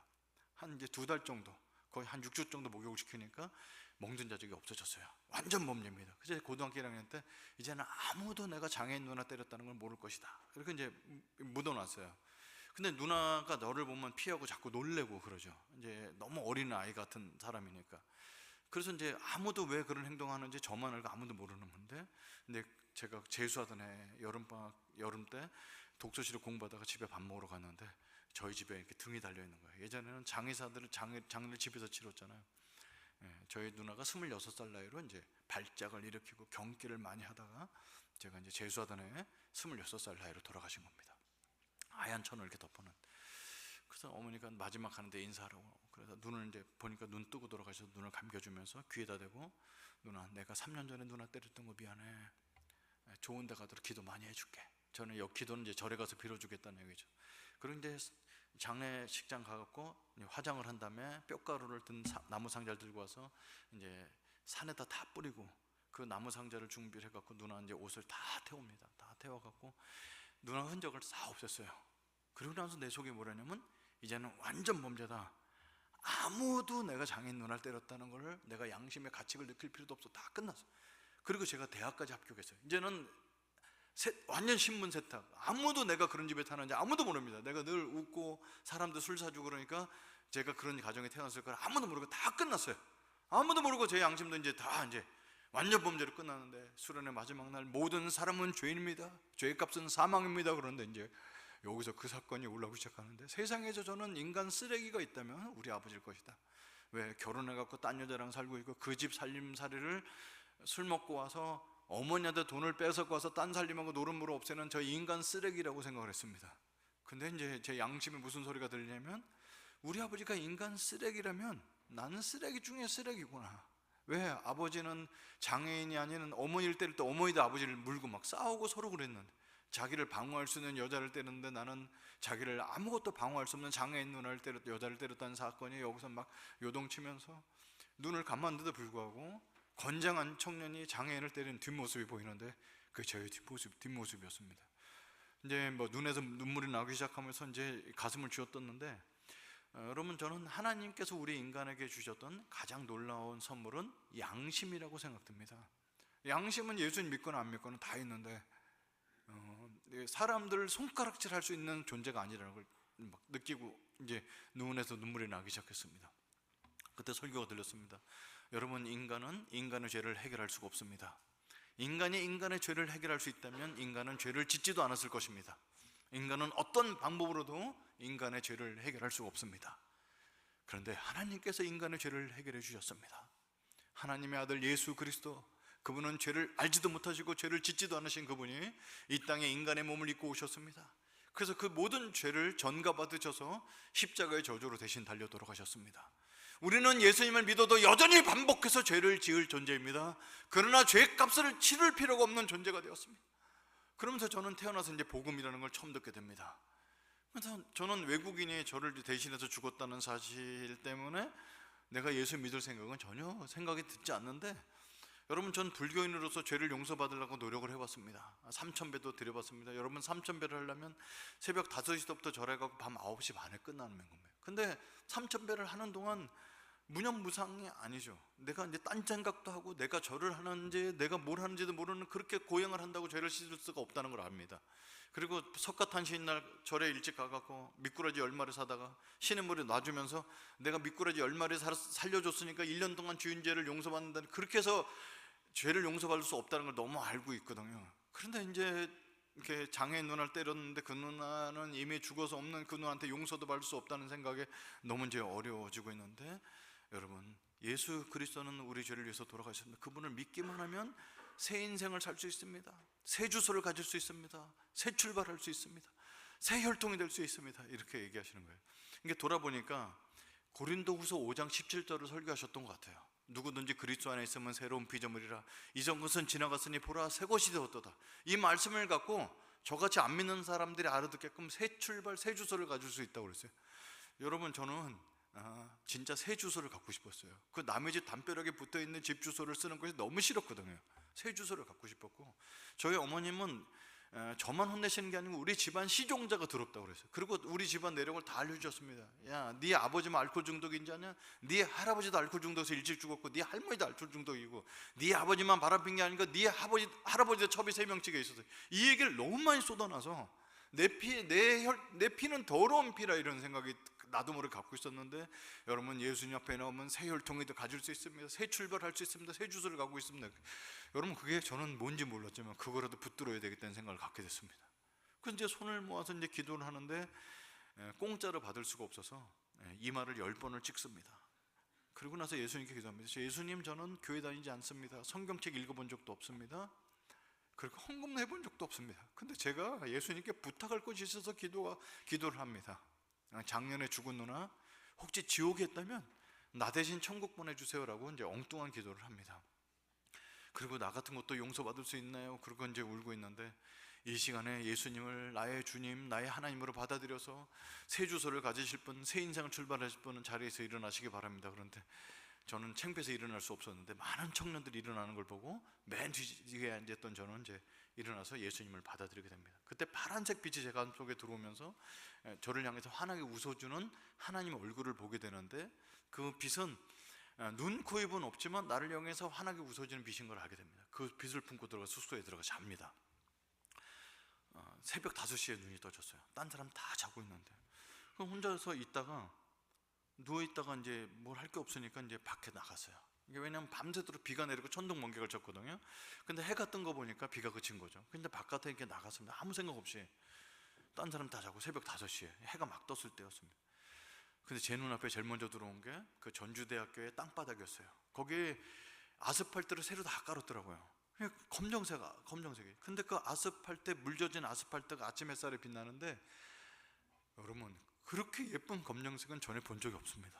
검정색이 너무너무 예뻐갖고 앉아서 아스팔트를 못 밟겠는 거야. 너무 예뻐갖고. 그래서 쭈그리고 앉아서 아스팔트를 이렇게 만져보면서, 아스팔트에 너는 왜 이렇게 예쁘냐고 그러고 아스팔트를 막 만졌습니다. 그 흑진주를 깔아놓은 것처럼 반짝반짝 빛나는 그 땅바닥, 돌이 너무 아름다웠고, 나무에서 물 떨어지는 게 너무 영롱했고, 아침에 바람이 불어서 이렇게 흔들리는 나무 가지가, 온 나무가 어저께 내가 예수 믿은 걸 축하했냐고 막 춤을 추는 걸 보게 됩니다. 그리고 어저께 낮에는 하루 종일 산에 올라가서 송사리에 발로 차고 막 그랬던 게 갑자기 떠올라서 송사리들한테 사과하러 산에 올라갔습니다. 근데 발을 물에 담궜는데 아침에는 송사리가 안 보여서 그냥 물에다 대고, 송사리들아 미안하다, 어저께 하루 종일 내가 발로 찬 거 미안하다, 나 어저께 예수 믿어서, 그냥 물에다 대고 얘기하는데 한 마리가 이렇게 나오더니 제 다리에다 키스를 딱 해주고 들어가는 거예요. 그래서 막 송사리들한테 너무 감사하고 막 이렇게 나왔어요. 20살짜리 감성이죠. 그리고 이제 산에서 내려오는데 제 가슴 속에 한 사람이 떠오르는 겁니다. 여러분, 저는 평생 고생하셨던 우리 어머니 얼굴이 떠오를 줄 알았는데요, 그 죽이고 싶었던 아버지 얼굴이 떠오르는 거 있죠. 저는 아버지가 왜 그런 삶을 살았는지 압니다. 저희 아버지 5살 때 할아버지 돌아가셨거든요. 우리 아버지도 4대 독자니까 친척이 아무도 없잖아요. 5살 때 고아가 돼서 일본에 끌려갔다 오시고, 6.25 전쟁 치르시고, 먹고 살 거 없으니까 월남전 참석하시고. 그러니까 이걸 인생을 돌아보면 한국 역사에 고아로 살면서 온갖 트라우마를 다 겪으신 분이죠. 그분이 무슨 가정을 어떻게 이룰 수 있겠어요. 그러니까 아버지의 백그라운드를 내가 알면서도 그냥 막연히 미웃고 죽이고 싶었던 아버지였던 거죠. 근데 그날 아침에 아버지 얼굴이 떠오르는데, 제가 숙소로 돌아가면서 뭐라고 그랬냐면, 서울에 올라가서 아버지랑 식사 함께 해야 되겠다, 이렇게 용기 있는 얘기를 하게 됩니다. 그럼 지금도 돌아보면 그게 무슨 아버지를 용서하겠다 이렇게 거룩한 생각까지 든 건 아닌데, 아버지는 무조건 나쁜 사람이고 나만 좋은 사람이 아니라는 걸 알았던 거죠. 그러니까 숙소에 들어갔는데, 제가 들어오길 기다렸다는 듯이 어떤 키 큰 이렇게 선배님인데, 저는 모르는 사람입니다. 지금도 누군지 기억도 안 나는 사람인데, 오더니 신약 성경책을 쑥 선물로 주는 거예요. 어제 예수 믿는 거 봤어요. 그러면서 성경책 없으시죠? 이러면서 요한복음부터 읽어보세요, 이렇게 주더라고요. 그래서 저는 요한복음 제가 뭔지 아나요? 이렇게 넘겨봤더니 요한복음이 나와요. 그래서 이제 1장, 2장 읽는 거예요. 여러분, 하나님이 우리를 얼마나 사랑하시냐면요, 전 불경을 천수경을 1시간 동안 외웁니다. 정구 업제는 수레수레 만수레 수수레 말 쭉 외워요. 근데 무슨 뜻인지 모르고 외워요. 그래서 이게 무슨 뜻인지 알려면 산스크리트어를 배워갖고 원어를 봐야지 한자 한자 볼 수 있는 거예요. 그러니까 이제 모든 경전은 저 높은 데 가서 그걸 전문적으로 배워야지 뜻인지 읽을 수 있어요. 근데 성경은 모든 나라 언어로 다 번역이 되어 있어요. 그리고 더 쉽게도 쉬운 말도 있잖아요. 예전에는 그런 성경 없지만 한글로 되어 있는 성경은 저한테 너무 쉬웠어요. 태초에 하나님 천지를 창조하시나. 그래서 이제 성경책을 요한복음 1장부터 읽는 거예요. 쉬는 시간에. 아직 수련회가 반나절 남았으니까. 그러다가 요한복음 10장을 읽게 됐는데 오늘 성경 구절이 눈에 들어오는 거예요. 도둑이 오는 곳은 도둑질하고 죽이고 멸망시키려는 것뿐이요. 아니, 당연하지. 도둑은 도둑질하려고 오는 거지. 뭘 이런 걸 써놨지? 그런데 내가 온 곳은, 예수님 온 곳은 양으로 생명을 얻게 하고. 근데 생명이라는 단어가 보이면서 이게 내가 오늘 아침에 느꼈던, 어저께까지는 사람들한테 거짓말로 내가 좋은 사람인 것처럼 이렇게 막 하고, 예수 믿는 사람들이 기도 제목이라고 내놓으면서 자기의 약점을 내놓는데, 저는 교회 안 다니는 사람이 들을 때는 저 바보 같은 놈들 왜 자기 약점을 저렇게 얘기하지? 그게 이해가 안 됐어요. 근데 예수 믿고 나니까 지나가는 사람 아무나 붙잡고 내가 얼마나 나쁜 놈이었는지 막 얘기하고 싶은 거죠. 내가 왜 예수 믿는지 막 얘기하고 싶은 거죠. 그래서 사람들이 이해되는 거예요.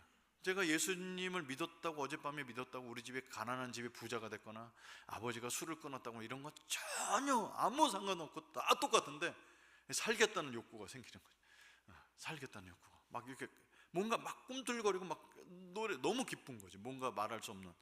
그래서 예수님은 이 땅에 왜 오셨냐면 우리에게 생명을 주시려고 오신 겁니다. 우리를 막 써먹으려고 오신 게 아니에요. 제가 선교사로 14년 살았지만 내가 기뻐서 하는 선교지, 내가 뭐 하나님 널 때리니까 나가는 거 아닙니다. 하나님 선교사를 나같이 고아로처럼 자라서 친척도 없고 아무도 없는 사람 선교사 나가기 너무 좋잖아요. 그러니까 나가서 외국어도 배워가면서 중국 사람 전도하고 사는 게 저는 기쁨이었죠.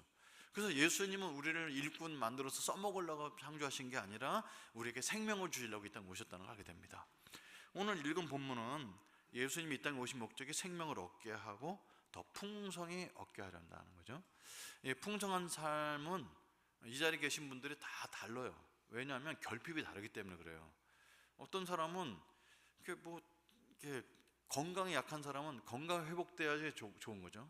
어떤 사람은 경제적으로 너무 눌린 사람은 하나님 제발 숨 쉴 수 있을 그만큼 가정의 경제를 열어달라고. 어떤 분은 관계가 어려운 사람이 있어요. 그래서 뭐 자녀들이 막 대화가 안 되지 10년씩 됐는데 기도하겠죠. 우리 자녀들과 다시 좋은 관계가 될 수 있도록. 그런 게 풍성한 삶일 수 있겠죠. 근데 저한테 풍성한 삶은 아주 단순했어요. 그 뭐냐면 전 가정을 가져보는 거였어요. 행복한 가정. 근데 그 행복한 가정의 정의가 막 해외여행 가고 이런 게 아니에요. 가족들끼리 모여서 밥만 먹었어도 좋겠다는 거예요. 우리 아버지는 딴 여자랑 밥 먹고 있고 밥 먹고 있어요. 엄마는 밥 오느라 밥 먹이고, 나는 항상 혼자 밥 먹는데 학교 가서 친구들이 저희 몸에서 냄새 난다고 짝꿍도 안 해주는 사람이니까 사람이랑 같이 모여서 밥 먹는데 나는 무엇보다도 가정이랑 같이 가정을 이뤄서 밥 먹고 싶은 거죠. 그래서 이 마음을 누구한테 표현할 수가 없어서 그 율동을 가르치던 누나한테 가서, 그 누나가 딴 사람 상담 많이 해줬거든요. 그 누나한테 처음으로 얘기하게 됩니다. 딴 사람 얘기하는데 나는 이러이러한 가정에 태어났어요. 그래서 저는 빨리 가정을 갖고 싶어요. 그랬더니 그 누나가 승재 형제 그런 줄 몰랐네요. 가정이 생기도록 기도해 줄게요. 그러길래 기도만 해주지 말고 여자 좀 소개해 주세요. 그랬더니 그 누나가 CCC는 연애하는 곳이 아니에요. 그리고 딱 잘라 얘기하더라고요. 그래서 그러지 말고 하나 좀 소개해 주세요. 누나 계속 저는 빨리 결혼해야 된단 말이에요. 그랬더니 기도해 볼게요. 그러길래 됐구나 그랬어요. 근데 알고 봤더니 기독교 용어로 기도해 볼게요는 안 된다는 뜻이었어요. 그것도 모르고 계속 졸랐더니 1학년짜리 자매 하나를 소개해 줬어요. 그 자매는요 제가 아는 자매예요. 왜냐하면 신입생 그 입학식 때 전교 수석으로 들어와서 나가서 상 받은 자매거든요. 그리고 너무 이뻐갖고 1학년 남자들이 다 함성을 잃었던 그 자매가 나온 거예요. 그리고 어머님이 전도사님이세요. 이화여대 졸업하시고 신학교 다니는. 이런 자매가 나를 만나러 올 리가 없죠. 근데 이 자매는 저를 이렇게 깨워주려고 나온 거예요. 승재 형제 혹시 예수님 믿거나 데이트 해본 적 있어요? 그래서 저는 예수 믿기 전에도 믿은 후에도 데이트 해본 적이 없습니다. 그랬더니 예수 믿는 사람이 이렇게 데이트해요. 어떻게 하는데요? 자, 기도합시다. 기도를 하시더니 로마서 8장을 피세요. 그래서 로마서 8장을 폈더니 홀수절은 형제님이 암송하시고 짝수는 제가 암송할게요. 그래서 1시간 동안 14절까지 암송하더니 오늘 데이트 잘했어요. 이러고 가는 거예요. 그러니까 알고 봤더니 저를 이렇게 믿음을 끌어올려 주려고 그 누나가 이제 지령을 내서 보낸 거죠. 그래서 계속 만났어요. 여러분 남자 여자가 계속 만나면요 불꽃이 튑니다. 결국 그 자매도 저를 사랑하게 되고 저도 그 자매를 사랑해서 1년 반을 교제합니다. 저는 이 자매랑 빨리 결혼할 준비하고 막 꿈꾸는데 이 자매는 집안도 좋고 똑똑하다 보니까 저보다 더 사랑하는 게 있었어요. 뭘 더 사랑했을까요? 미국 유학 가는 거. 맨날 데이트할 때마다 토플 점수가 몇 점 올랐다 맨날 그러더니 결국은 2대학에 합격했다고, 나 미국 가서 공부하고 올 동안 나 기다려줄 수 있지 그러는 거예요. 그래서 기다려야지. 그 공부는 얼마나 할 텐데 그랬더니 짧으면 7년, 길면 10년 한대요. 그래서 이건 기다리면 안 되겠구나 이런 생각이 정신이 들어서 그 자매를 김포공항에서 비행기 타고 보냈습니다. 그리고 이제 학교로 왔는데 어깨가 이렇게 쪼그라들었던 모양이에요. 너무 삶이 재미가 없잖아요. 나는 결혼할 자매를 다 놓치고. 그래서 그 누나가 야, 이 사내 자식이 이게 뭐냐, 그럴 줄 알고 한 명 더 준비했어. 한 명 더 소개해줬어요. 근데 이 자매는 집이 너무 부자라 가치관이 안 맞아요. 3개월 사귀고 헤어지게 됩니다. 저는 대학교 졸업하면서 뭘 했냐면 CCG 간사를 했어요. 사람들, 대학생들의 복음 전하는 걸 너무 좋아서. 그 누나는 대학교를 졸업해서 한 사람 더 소개해준 게 이제 신학교 다니는 사람, 총신대 다니는 자매를 소개해줬어요. 그래서 이제 만나 데이트하는데 뭐 이제는 뭐 이제 나도 사역자지, 그 자매도 전도사지. 그러니까 얼마나 좋아요. 그래서 바로 결혼 준비하는데 저는 하나님께서 중국 선교에 대한 비전을 주셨거든요. 중국 선교하겠다니까 자매는 자기 선교는 못한대요. 아니 전도사가 선교를 왜 못하냐고, 기도해보라고. 그래서 이 사람이 기도원 들어가서 5일 동안 금식 기도하고 나옵니다. 15끼를 금식해요. 3, 50, 15끼를 금식하고 금요일 저녁 때 나왔어요. 당연히 하나님께서 응답하셨겠죠. 얼굴이 환해갖고 나왔어요. 여러분, 자매가 5일을 금식하고 나오니까 얼굴도 조그만 게 하얘져갖고 너무 예뻐져갖고 나왔어요. 거기다 막 환하게 웃는 거죠. 그래서 이제 하나님 뭐라고 하셔서 하나님 마지막 날 너무 명쾌하게 응답하셔서 너무 감사하다고. 그래서 뭐라고 응답하셨나요? 그랬더니 형제는 아니라고 말씀하셨어요. 그래요. 그럼 저는 이제 자아상이 약한 사람, 저 싫다는 사람을 잡지 못합니다. 그래서 그렇지. 제 그 당시 제 기도 제목이 뭐였냐면요, 11조 10,000원만 하게 해달라고 기도를 했었어요. 이렇게 사람들한테 후원받아서 하는데 10만 원이 안 되는 거죠. 그러니까 내가 누구랑 결혼할 수 있겠어요? 그래서 포기하고 마는데 그 누나가 이제 또 사람을 소개해준다고. 그 당시는 뭐 이메일도 없을 때니까, 핸드폰도 없을 때니까 편지를 보내오셨는데 편지가 딴 날보다 좀 두꺼워요. 그러더니 첫 장서부터 저를 혼내는 거예요. 형제는 하나님께서 귀하게 구원시켜 주셨고 설교도 잘하고 리더십도 있고 다 좋은데 왜 여자를 너무 밝히는 게 문제다. 그러더니 이제 저에 대해서 많은 것들을, 실망스러운 거 이런 거 많이 적어 놓으셨어요. 그러더니 사역자가 여러 가지, 돈의 문제, 권력의 문제 때문에, 그런데 사역자가 여자 문제도 되게 힘들고, 형제는 그게 너무 불안하다고, 더 이상 소개해 줄 자매가 없다. 그러면서 혹시 나는 어때? 이렇게 적어 주셨어요. 그래서 지금 그 누나랑 33년째 결혼해서 살고 있습니다. 저는 이제 보통 사람은 결혼한 다음에는 자기의 과거를 숨겨야 되는데 저는 숨길 필요가 없어요. 다 원인 제공은 그분이 해주셨기 때문에 저는 숨길 필요가 없습니다. 여러분, 제 4대째 믿는 집안의 장로님 딸이랑 불교 집안이랑 만났어요. 그래서 믿음으로 만났기 때문에 오자마자 행복했을 줄 알았는데 그게 아니라는 걸 발견하게 됩니다. 여러분, 사람은요 그렇게 쉽게 바뀌는 존재가 아닙니다. 저는 이제 술 먹던 자리를 교회 다니는 자리로 바뀌었고, 사람 좋아했던 걸 다 전도해서 제자 훈련하는 데 바뀌고, 이렇게 바뀌었죠. 그런데 갖고 있는 품성과 이런 것들은요 그게 쉽게 안 바뀐다는, 결혼해서 제가 언성을 쉽게 높인다는 걸 발견하게 됩니다. 그게 왜 그러냐면 그게 이제 모국어라는 건데, 부모님들이 서로 주고받았던 언어를 대로 저는 아내한테 대하는 거예요. 저희 아버지는 저희 집에 오셔서 세수를 하시고 얼굴에 물이 뚝뚝 떨어지죠. 수건이 없으니까. 그럼 수건을 옛날 때 마당에서 세수하니까 수건은 자기가 준비해서 닦아야 되는데, 저희 아버지는 뭐 얼굴 뚝뚝 물 떨어지는 얼굴로 소리 지르십니다. 이놈의 집구석에는 수건 한 장 없어! 이게 수건 갖다 달라는 소리셨어요. 그럼 어머니는 딴 일 하시다 말고 수건 갖다 드리고 그러거든요. 제가 결혼했어요. 오늘 이제 우리 11평짜리 반지하를 학생들 살던 방 쫓아내고 거기 이제 신방을 꾸몄는데, 그 이제 빌라죠. 세수하고 이렇게 열었는데 수건이 없어요. 그래서 수건 갖다 달라는데 밖에서 제 아내가 수건 들고 수건을 안 주는 거예요. 그래서 빨리 달라고 그랬더니, 조금 전에 뭐라고 그러셨어요? 그래, 수건 달라고 그랬더니, 아니 그렇게 얘기 안 했대. 그 뭐라고 그러냐니까 집구석에 수건 한 장 없다고 그랬다는 거예요. 제가 그래서 내가 이런 말을 쓰는구나. 그래서 다시 한번 말해보세요. 수건 한 장 주세요. 그렇게 얘기하셔야죠. 그래서 언어를 하나씩 고쳐요. 그래도 어느 날 이렇게 싸움이 됐는데, 제 아내는 싸움이 안 돼요. 이게 흥분하는 것도 없고, 이 사람은 이렇게 모태신앙이 있잖아요. 이게 똑같은 거. 이게 싸우면 이렇게 싸움이 돼야 되는데, 내가 언성이 높아지면 더 이상 대화가 안 될 것 같으니까 먼저 잘게요 하고 부부싸움 하다 말고 자요. 자는 사람한테 제가 막 화를 내다 보면 내가 뭐 하는 짓이지? 그래서 저도 자요. 아침에 일어나 보면 이렇게 부부싸움이라는 게 다 별 중요한 거 아닌 것 같고 싸우잖아요. 그래서 이제 아침에 일어나면 제정신 들어서 내가 미안해요. 어저께 괜히 내가 화를 냈던 것 같아요. 그러면 이제 그때 얘기를 시작합니다. 이제 뭘 잘못했는지 아셨어요?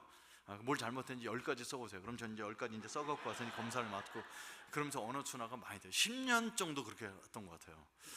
지금은 우리 애들이 자라면서 큰딸도 나도 연하 남자를 만나야지. 그래서 하영아, 연하 남자가 힘들어.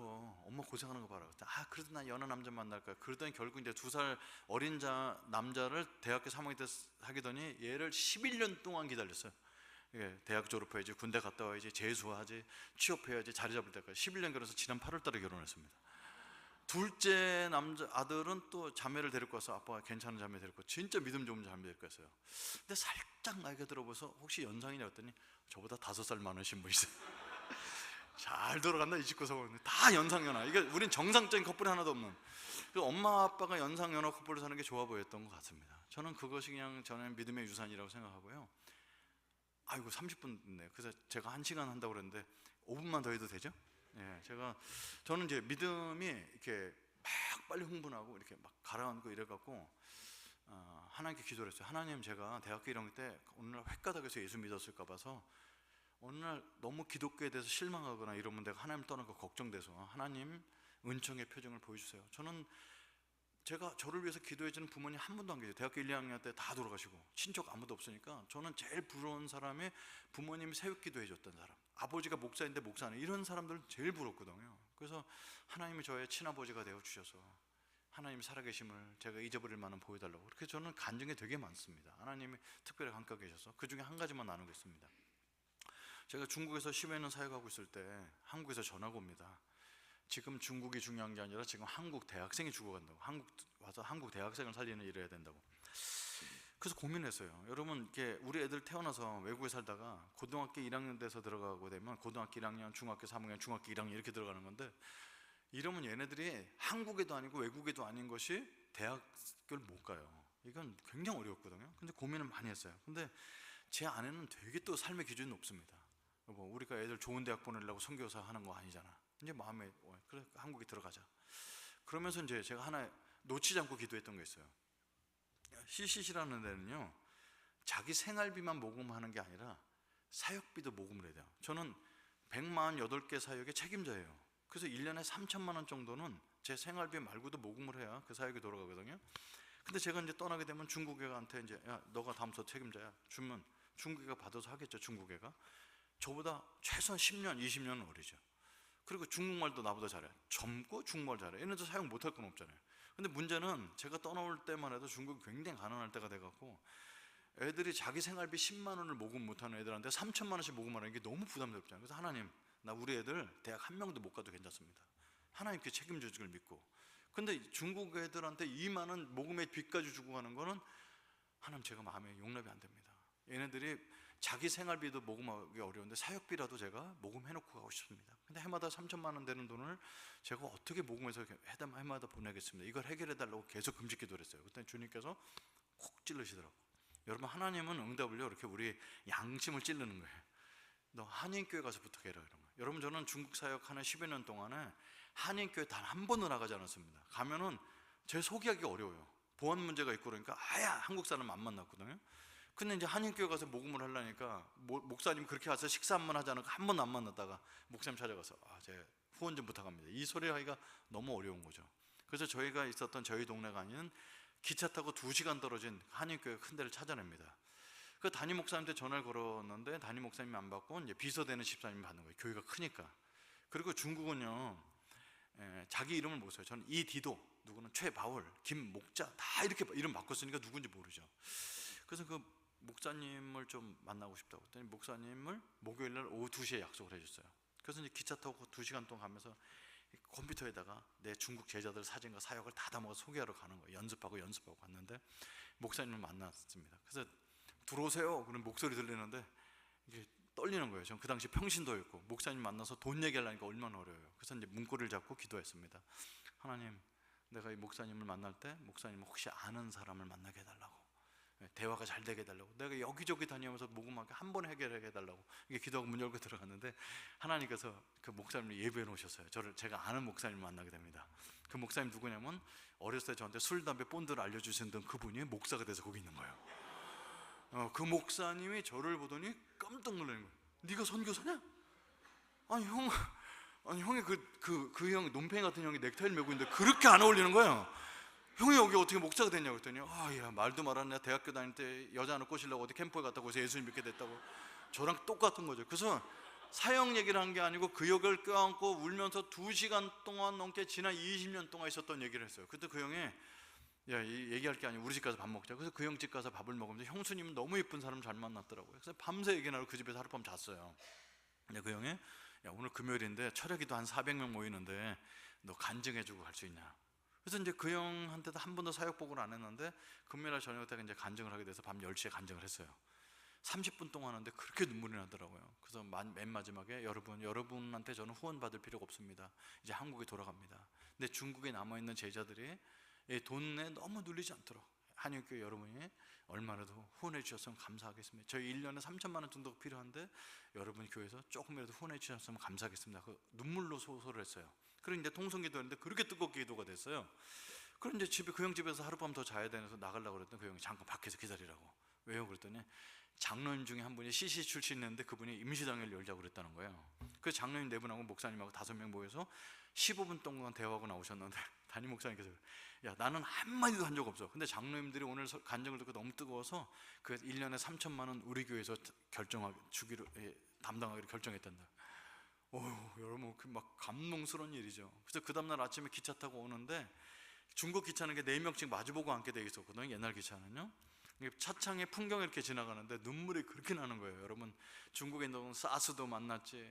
그 중국 애들 수많은 애들 막 부모님도 만나고 별 욕도 다 먹고 공안에 끌려갔던 사건들이 수없이 지나가면서 그렇게 눈물이 나는데 앞에 앉은 중국 남자가 자꾸 휴지를 주는 거예요. 모르는 사람인데. 그래서 휴지 이렇게 닦고 있는데 눈물이 더 나요. 왜? 제가 그동안 10여 년 동안에 중국 애들 눈물 닦아줬는데 중국을 떠나는 그때 휴지를 중국 사람이 주는 게 그렇게 감격스럽더라고요. 그래서 생각해 봤어요. 여러분 하나님이 제 삶에 언제부터 함께 계셨을까요? 대학교 1학년 예수 믿었을 때부터 저도 그렇게 생각했어요. 하나님이 이제부터 함께 해주신다고. 근데 그 형을 만난 사건을 보면 그 청소년 때 아무것도 없었던 그때도 하나님께서 함께 해주셔서 그 예비된 만남을 허락하셨던 것 같아요. 근데 성경을 읽어보니까 태초에 천지를 짓기 전부터 저를 구별해 주셨대요. 그죠? 그 저는 불교 집안에 태어났으니까 어쩌다 예수 믿은 것 같지만 하나님이 이 땅에 나를 보내실 때 그런 가정에서 태어났지만 너가 그 극복을 하고 나를 만나게 됐을 때 많은 사람 눈물을 닦아줄 수 있을 거라고 저를 불러주시는 거죠. 그래서 그 로마서 8장 28절 29절에 보면 하나님을 사랑하는 자 곧 뜻대로 부르심을 입은 자들에게는 모든 것이 합력하여 선을 이루느니라. 그죠? 우리 인생에 일어난 사건들은 쓰레기통에 버릴 일이 하나도 없이 다 모든 사람을 하나님께서 사용하시고 그 있는 모습대로 다 받으셔 선을 이루시는 분인 것을 알게 됐습니다. 여러분 예수님 이 땅에 왜 오셨냐면 우리에게 생명과 풍성한 삶을 주시기 위해 오셨습니다. 이 시간을 같이 한번 합치면서 기도하고 제가 마무리하겠습니다. 합치면서 한번 기도하겠습니다. 여러분에게 있는 생명은 무엇일까요? 우리는 이 자리에 교회까지 나오게 된 거는 우리가 생명 때문에 나오게 된 거죠. 예수님을 만났던 그 첫 감격스러운 그 날 생명. 근데 우리가 혹시 생명의 그 맛을 잃고 있었다면 저도 마찬가지로 하나님 내가 생명을 다시 한번 생명력을 회복하고 주님의 첫사